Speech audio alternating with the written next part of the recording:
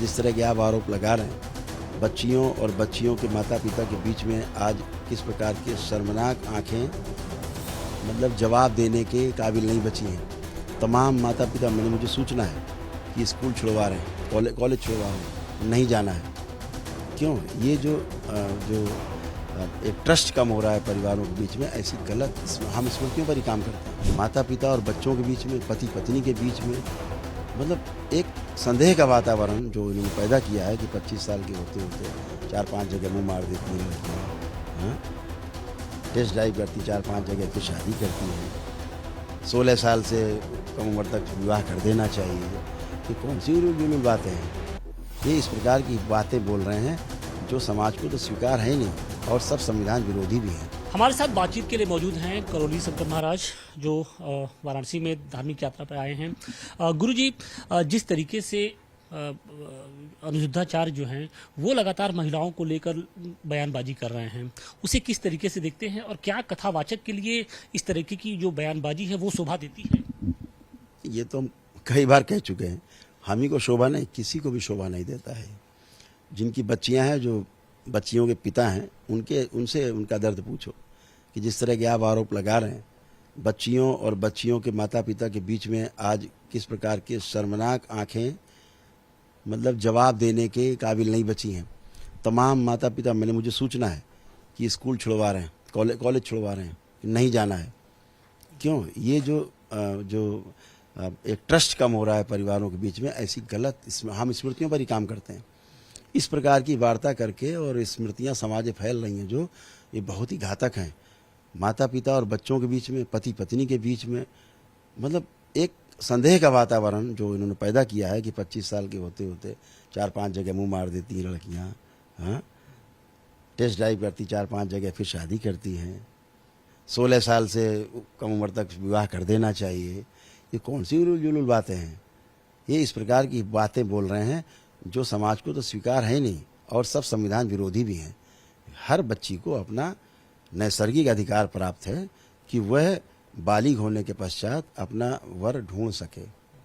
माता सीता के स्वयंवर से लेकर के और पीछे पौराणिक काल से भी लेकर के हर कन्या को अपना वर चुनने का अधिकार था। आज भी संविधान बालिग बच्चियों को उनका वर चुनने का, उनका विवाह करने का उनका जो अधिकार है वो देता है और पूरा संरक्षण देता है कानून। आप कौन होते हैं प्रश्न उठाने वाले बच्चियों पे कि आप 16 वर्ष में शादी कर दें, नहीं तो लड़की तुम्हारी ये हो जाएगी, नहीं तो लड़की तुम्हारी वो हो जाएगी। ये कौन सी सोच में जा रहे हैं? कौन से जमाने की सोच में जा रहे हैं? जो घृणित बयान इनके हैं वो इन्हें तत्काल वापस लेना चाहिए, क्षमा मांगनी चाहिए पूरी नारी जाति से। सबको अपमानित किया इन्होंने। इस अपमानजनक वक्तव्य के लिए मैंने इनको बार बार कहा है। मैंने 7 अगस्त को राष्ट्रीय चैनल पे भी मैंने बात की। मैंने इनसे कहा कि आप शिष्टतापूर्वक, मैंने कहा कि आपको बहुत लोग सुनते हैं, तो ये जो संदेश आपका जा रहा अच्छा नहीं है, आपको क्षमा मांग के पीछे हट जाना चाहिए, शब्दों को वापस ले लेना चाहिए, बात खत्म हो जाए। वो तो 2 कदम आगे बढ़ के लगातार एक के बाद एक तर्क दे रहे हैं। इतना ही नहीं, एक बच्ची को मैंने देखा, वो एंकर थी एक शो में, हमको दिखाया बच्चों ने, ये देख कैसे बोल रहे हैं। उसमें बच्ची ने कहा, वो जो एंकर थी वो परिपक्व बच्ची है, अपना किस तरह से अपना काम कर रही हैं, अपने काम के प्रति समर्पित हैं, उनका अपना सम्मान बना रही हैं बच्चियाँ। उन्होंने कहा कि भाई ये मेरा अधिकार है आचार्य जी कि मैं कैसे वस्त्र पहनती हूँ, ये मुझे पता है, मेरा पूरा अधिकार है। तो उनसे बोल रहे हैं कि ठीक है तो सारे कपड़े उतार दो, नंगे होकर घूमो, हमारा क्या जाता है। ये जवाब है? ये भाषा है? ये कौन से कथावाचक की भाषा? मुझे तो ऐसा कोई कथावाचक दिखा नहीं आज तक जो इस प्रकार की भाषा का प्रयोग करता हो। तो क्या लाइमलाइट में रहने के लिए इस तरीके की बयानबाजी करते हैं क्या? लाइमलाइट भी रहने के लिए करते होंगे, लेकिन मुझे लगता है कि बेवकूफ़ भी हैं ये। अकल नहीं है इस आदमी को। क्यों नहीं है? क्योंकि मुझे लगता है कि कोई बेटी नहीं है। अगर एक बेटी के बाप होते तो कदाचित ऐसी ये बात बोलते नहीं। तो कथावाचक कैसे बन गए? इतने लोग उनके फॉलोअर्स। वो तो कह रहे हैं कि हम ट्रक क्लीनर थे, ट्रक में हम सफाई करते थे, शीशा साफ करते थे। तो ये भाषा तो आपको समझ में आ रही होगी, सड़क छाप भाषा वहीं से आती है निकल के।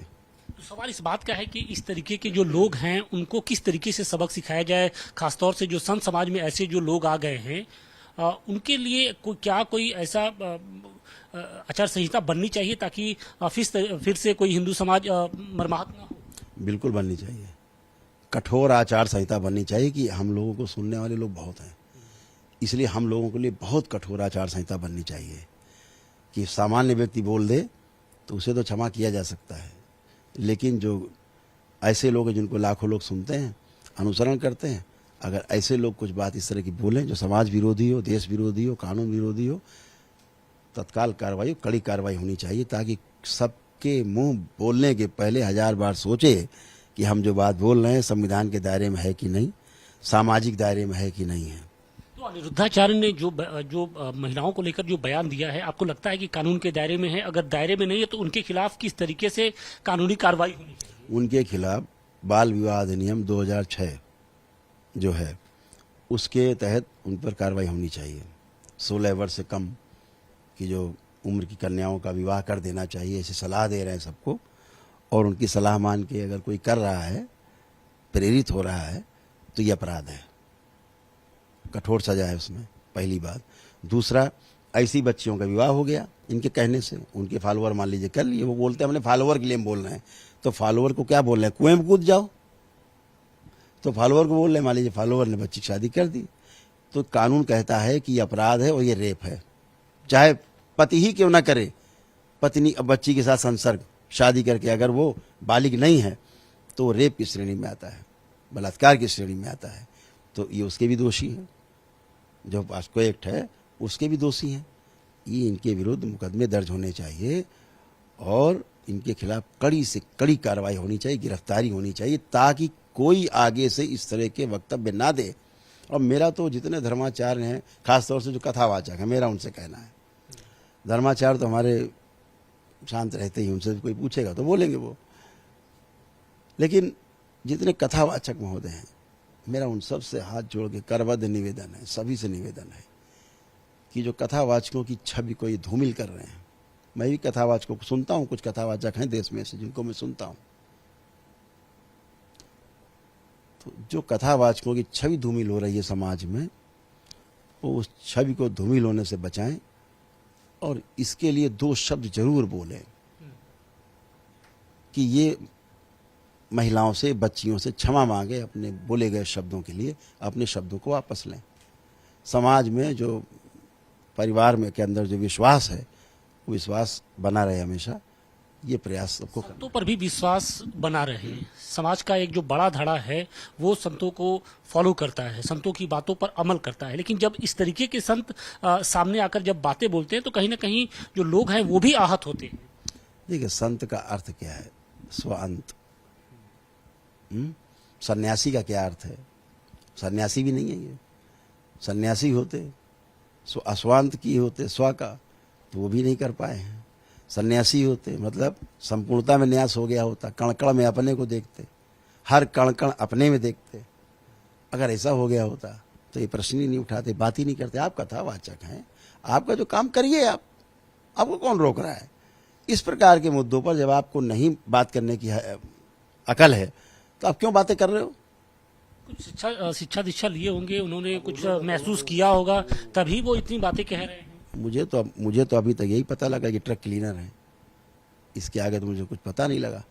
अब वो कह रहे हैं कहीं कुछ उन्होंने कथा था कहनी शुरू होगी, सीख लिया होगा कुछ बातें, किताबें पढ़ ली हैं। किताब पढ़ने से कोई ब्राह्मण नहीं हो जाता, पंडित बन सकता है, विद्वान बन सकता है, विद्वता हो सकती है, ब्राह्मण नहीं होता है। संस्कृत पढ़ने और जिसको संस्कृत नहीं आती है उसके लिए क्या कहेंगे? नहीं, संस्कृत आना ना आना तो भाषा का विषय है, और हम तो कहेंगे संस्कृत सबको सीखनी चाहिए। हमारे रामभद्राचार्य जी का आशय यही रहा होगा कहने का कि संस्कृत इतनी सम्मानित भाषा है, उसको हम आपको कहना भी चाहेंगे। आज जो एक AI जो इन्होंने डेवलप किया है पूरे विश्व में, इसमें AI की धूम है। वो अलग बात है कि वो AI जो बहुत जहरीली है। हम दरबार में रोज 2, 4, 5 लड़के इस तरह के आते हैं जो अपनी मेमोरी खो रहे हैं, दरबार उनको वापस करता है मेमोरी। आप सारे वीडियोस पढ़े मेरे, देखिए आप, क्या अच्छे बच्चे हैं, ब्रिलियंट बच्चे, मेमोरी खो रहे हैं, कैसे चलना ये भूल जा रहे हैं, कैसे खाना है, भोजन सामने रखा, भोजन नहीं कर पा रहे, सोच रहे हैं कैसे खाएं, वो खाना भूल गए हैं, माता पिता को भूल रहे हैं, अपने काम को भूल रहे हैं, घंटे भर का काम 15 दिन में कर पा रहे हैं, इतना स्लो हो गए। दरबार आता है सब स्मृतियाँ दाएं में हटा के स्वच्छ करके, और AI का वो जो गंदगी है, क्योंकि AI इस ग्रह की का इन्वेंशन नहीं है, इसकी बाद में चर्चा करेंगे। लेकिन एआई में जो एक सबसे बड़ी चीज़ आई कि जो भाषा एआई में, आर्टिफिशियल इंटेलिजेंस में सबसे ज़्यादा स्वीकृत है वो संस्कृत भाषा ही है, जिसका शब्द का, वाक्य का अर्थ नहीं बदलता, इधर से चाहे उधर से। तब तो फिर सब संतों को भी संस्कृत आना जरूरी है, क्योंकि संतों को नहीं, सभी को, क्योंकि आने वाले भाई अंग्रेज पढ़ रहे हैं। अभी लंदन का एक स्कूल है, कॉलेज है, उसमें तो अनिवार्य है संस्कृत। वो कह रहे हैं कि साहब ये भविष्य में आने वाली जो भाषा है जिसका वर्चस्व होगा पूरे दुनिया पर, वो संस्कृत होगी। सेंट थॉमस, आप देखिए उसको जाकर के, जाइए आप गूगल में, आपको दिख जाएगा।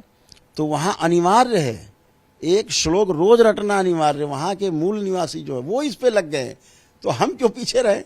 संस्कृत तो हमारी मातृभाषा ही थी। हाँ, तो वो देवों की भाषा है। उनका कहने का अर्थ इतना ही है कि इसमें भ्रम नहीं रहता है। अगर हमारे बोलने में, डिलीवरी करने में, बोलने में सामने वाला कुछ और अर्थ निकाल ले तो वो भाषा किस काम की? लेकिन संस्कृत में बोला गया जो वाक्य है वो वही सब अर्थ निकालेगा जो इधर से बोला जा रहा है। इसलिए उन्होंने कहा होगा। तो जी, इन सबके अलावा शंकराचार्य अभिमुक्तेश्वरानंद जी हैं, वो लगातार अपने बयानों को लेकर सुर्खियों में रहते हैं। लेकिन आपको लगता है कि जिस तरीके से सनातन की मर्यादा को, सीमा को लांघ कर वो देश के प्रधानमंत्री, देश के जो उत्तर प्रदेश के मुख्यमंत्री हैं योगी आदित्यनाथ पर, या राजनीतिक मुद्दों पर जो टीका टिप्पणी करते हैं, वो क्या किसी एक शंकराचार्य के लिए शोभा देता है या बेहतर है? आपको ठीक लगता है? देखिए क्या है कि ये सब बड़े संत हैं देश के, तो इन पे मेरा टिप्पणी करना उचित नहीं होगा। लेकिन इतना जरूर हम कहना चाहेंगे कि धर्म गद्दी और जो राज गद्दी है, दोनों का तालमेल हमेशा रहा है इस भारतवर्ष में। ऐसे ही चला है ये देश, और वो देश आज भी ऐसे ही चल रहा है, बगैर धर्म के, बगैर धार्मिक दृष्टि के। आज जो भारत सरकार है, चाहे उत्तर प्रदेश सरकार है या कई सरकारें देश में हैं, प्रदेशों में, धार्मिक दृष्टि से जो ओत प्रोत हैं, जो धर्म को समझ करके और उसके बाद अधिकार जिनको मिला हुआ है, आप देख लीजिए कार्यशैली। आज इस देश में जो चीज़ें हम सामने देख पा रहे हैं, मुझे तो लगता है कि ये पीढ़ी जिसने कि पिछले 10, 12, 15 वर्षों में जो देखा है, 10, 12 वर्षों में, धन्य है वो पीढ़ी जिसके सामने सभी घटनाएं घटी हैं देश के अंदर। हमारी सुरक्षा सबसे बड़ी क्या है? हमारी सबसे बड़ी सुरक्षा हमारे संस्कार हैं। हमारे संस्कारों में कमी आने का मतलब कि मुर्दा हो गए, जानवर हो गए। तो जो हमारे संस्कारों के लिए चिंतित हो, जो हमारी शिक्षा के लिए चिंतित हो, ऐसे लोगों को वो आना आगे चाहिए। धार्मिक लोग ही आगे आ सकते हैं। धर्म के बीच से ही, धार्मिक लोगों के बीच से ही निकल करके ये लोग आए हैं। जब उत्तर प्रदेश की गद्दी पर योगी आदित्यनाथ पीठ के जो पीठाधीश्वर बैठते हैं, तो बहुत से लोगों को नागवार गुजरता है। हाँ तो ठीक है, अधार्मिक लोगों तो नागवार गुजरेगा ही गुजरेगा, ये तो होगा ही। जो धर्म के विरुद्ध होंगे उनके अंदर तो स्वीकार ही नहीं होंगे, लेकिन अंदर स्वीकारे रहते हैं। बाहर से विरोध करते हैं उनका, वो अंदर स्वीकारे रहते हैं कि ठीक कर रहे हैं काम। आज नारी जाति के लिए जो आइकॉन है वो स्पेशल देश के अंदर, धर्माचार्यों में भी और राजनीतिज्ञों में भी। मुझे बता दीजिए, इतना बड़ा नारी के सम्मान के रक्षक, एक नाम बता दीजिए, अब इतना बड़ा नाम, क्विक एक्शन। तो हम भी उनसे आग्रह करना चाहेंगे, माननीय मुख्यमंत्री जी से, कि देश की बच्चियों का प्रश्न है, उनकी अस्मिता का प्रश्न है, उनकी जो सम्मान का प्रश्न है, मेरा उनसे भी निवेदन है कि इस पर भी उनकी दृष्टि जानी चाहिए कि इस तरह के लोगों के जो वक्तव्य देते हैं उल्टे सीधे नारी सम्मान के खिलाफ, उस पर रोक लगाने की। वो एक अंतिम क्वेश्चन, नारी सम्मान की बात हो रही है। बिहार विधानसभा चुनाव के दौरान, प्रचार के दौरान हम लोगों ने देखा कि प्रधानमंत्री नरेंद्र मोदी की जो मां हैं, उनके लिए अपशब्दों का प्रयोग किया गया, गालियां दी गईं। कांग्रेस इसको लेकर हालांकि बैकफुट पर तो है, लेकिन अभी माफी नहीं मांग रही है, या उसकी ओर से कोई इस तरीके की बयान नहीं सामने आया जिससे लगे कि नहीं वो वाकई इसके खिलाफ है। ये अनिरुद्धाचार का बड़ा रूप है, यही तो मैं कह रहा हूं। स्मृतियां फैलेंगी तो ऐसे ही लोग उलूल जुलूल करके माँ बहनों को गाली बकेंगे। ये ऐसे तो फैल रही स्मृति ऐसे जैसे लोगों से। तो अहंकार उनका भी चरम पे है, नहीं मांगेंगे माफी। इनका भी अहंकार चरम पे है कि नहीं मांगते माफी, हम जो बोल रहे हैं वही सही है। तो वही मैं कह रहा हूं कि अनिरुद्धाचार्य जैसे लोगों पे लगाम लगनी चाहिए, नहीं तो समाज में ऐसे ही विषमता और ऐसे कटुता फैलेगी। जिसको दूसरे की माँ में अपनी माँ नहीं दिख रही है, दूसरे की बहन में अपनी बहन नहीं दिख रही है, वो तो जानवर ही है, वो तो पक्का जानवर है। कपड़े पहन रखे हैं, बढ़िया पेंट एंड पोत रखा है, चेहरे पे तिलक गिलक पूर्ण बना लिया है, बड़े बड़े बाल रख लिया, डिजाइनर बाबा बन गए हैं। मैं कहता तो हूँ, इधर देखिए अभी तो खैर हम हवन से आए तो बंधा हुआ है, मेरे पास तो भी नहीं, मेरे पास तो कोई रुद्राक्ष भी नहीं, कोई माला भी नहीं है कुछ, कोई अंगूठी, कोई टोना टोटका, कोई जादू टोना ताबीज कुछ दिख रहा है? जैसा ईश्वर ने शरीर दिया है वैसा पूरा का पूरा वैसा ही हूँ, और इतने में काम चल जाता है। ये उनको आवश्यकता पड़ती है पेंट पोतने की, डिजाइनर बाबा बनने की, जिनको लगता है वो कुछ कम है, तो इससे पूरा करते हैं वो। शुक्रिया बातचीत के लिए। तो ये थे करौली सरकार, जिन्होंने तमाम मुद्दों पर बेबाकी से अपनी राय रखी।